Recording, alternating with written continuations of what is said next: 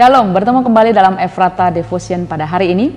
Kita masih membahas ayat-ayat minggu lalu yang berkaitan dengan kasih yang mengupayakan perdamaian di Roma 12, khususnya ayat 19 dan 20. Saudara-saudaraku yang kekasih, janganlah kamu sendiri menuntut pembalasan, tetapi berilah tempat kepada murka Allah.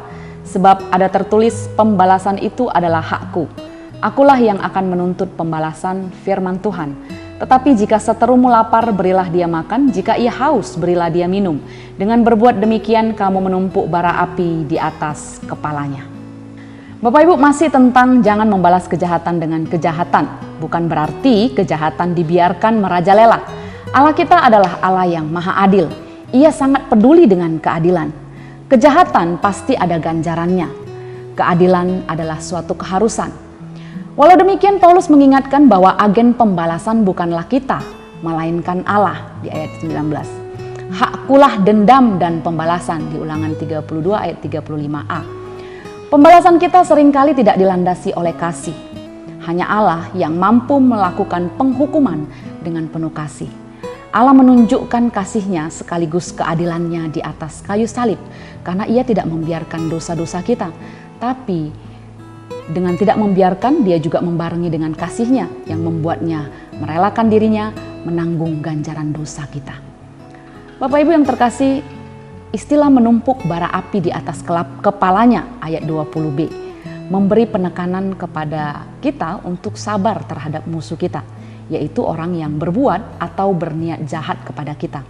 Nabi Elisa menggunakan strategi ini menghadapi musuh, yakni orang-orang Aram yang mau menangkap dia. Ia berdoa kepada Allah untuk membutakan mata mereka dan membawa mereka menikmati perjamuan besar yang Dia sengaja sediakan. Setelah mereka makan, mereka dibiarkan pulang ke tuannya. Dan dicatat sejak itu tidak ada lagi gerombolan-gerombolan Aram, orang-orang Aram yang memasuki Israel. Di 2 Raja-Raja 6 ayat 22 dan 23. Bapak Ibu, memberkati dan mengampuni musuh akan menjadi jalan untuk memenangkan mereka agar tidak lagi melakukan kejahatan. Artinya musuh kita itu bisa bertobat. Kita biasanya akan baik kepada orang yang baik dengan kita. Jika kita lakukan yang baik kepada musuh kita, maka ada peluang agar terjadi perdamaian antara kita dengan musuh kita karena perbuatan baik itu. Tetapi jika tidak memenangkan dia, artinya dia tetap melakukan kejahatan, maka itu akan menambah dan memperberat dosanya. Itulah disebut menumpuk bara api murka Allah di atas kepalanya. Sementara kita bersih dan tidak berbagi bara api. Karena kalau kita membalas kejahatannya dengan kejahatan kita sedang menumpuk bara api di atas kepalanya dan juga di kepala kita. Jadi kita diingatkan bahwa dosa akan menerima ganjarannya. Sebelumnya Paulus juga sudah menjelaskan bahwa menahan diri dari pembalasan berarti memberi ruang bagi murka Allah di ayat 19b. Dengan cara yang sama, perbuatan baik kepada musuh juga mengarah pada ide tentang penghukuman ilahi. Kita melakukan bagian kita, Allah akan melakukan bagiannya.